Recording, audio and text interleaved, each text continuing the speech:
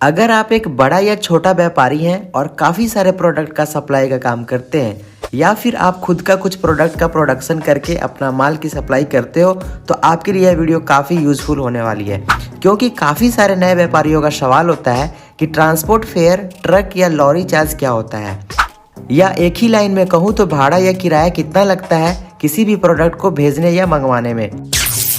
तो दोस्तों आज की इस वीडियो में हम जानेंगे प्रॉपर तरीके से कि ट्रांसपोर्ट चार्ज किसे कहते हैं और ये कितना होता है।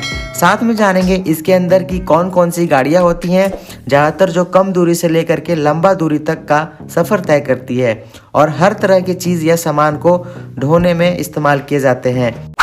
नमस्कार दोस्तों, स्वागत है आप सभी का आज की इस फ्रेश वीडियो में, जिसके अंदर आज हम बात करेंगे हर तरह के ट्रांसपोर्ट चार्ज के बारे में। लेकिन इससे पहले हम समझते हैं कि ट्रांसपोर्ट या शिपिंग चार्ज किसे कहते हैं। दोस्तों, किसी भी प्रकार का सामान को एक स्थान से दूसरे स्थान तक ले जाने में जो लागत लगती है उसे ट्रांसपोर्ट चार्ज कहते हैं।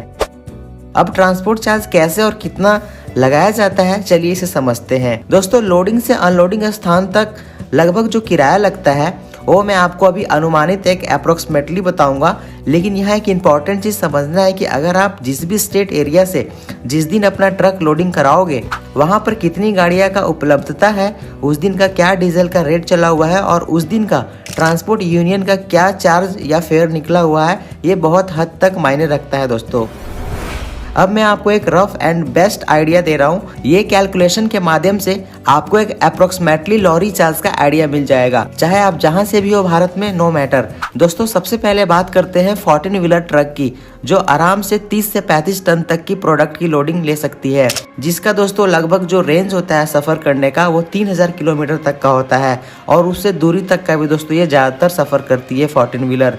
इसका दोस्तों शिपिंग चार्ज निकालने का सिंपल सा फॉर्मूला है। तो आपको सबसे पहले ये मालूम होना चाहिए कि आपका मटेरियल कहाँ से और किस स्टेट से लोड हो रहा है। साथ में जहाँ पर आपका मटेरियल अनलोडिंग होगा उस जगह का भी नाम बिल्कुल अच्छा से प्रॉपर पता होना चाहिए।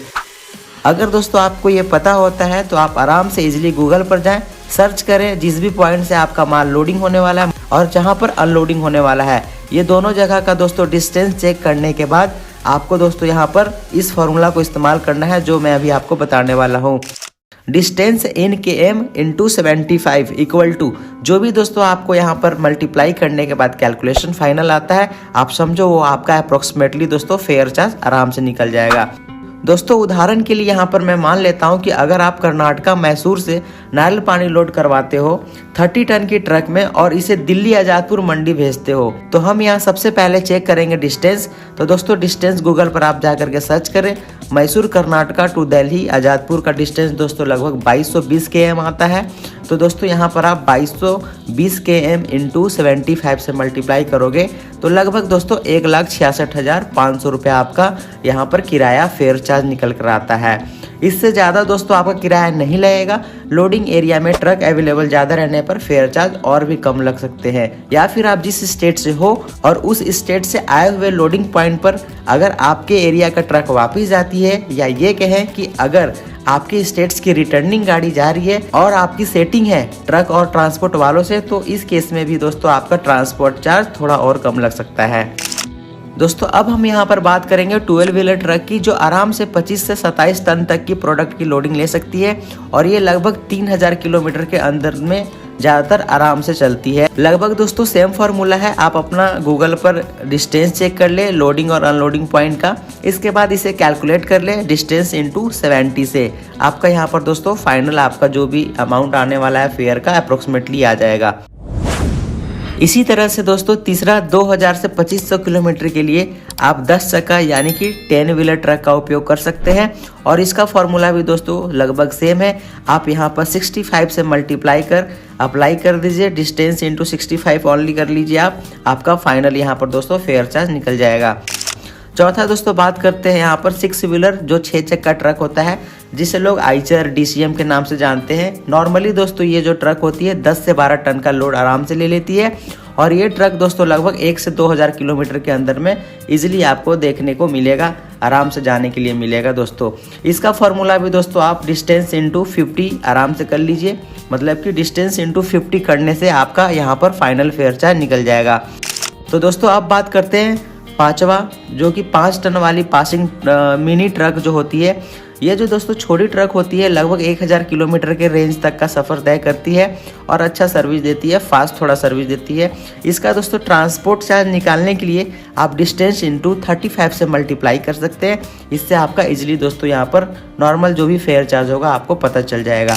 6 दोस्तों यहाँ पर हम बात करेंगे 2 से 2.5 टन की जो छोटी पिकअप जो होती है, जो नॉर्मली 500 किलोमीटर के रेंज में दोस्तों सफ़र तय करती है।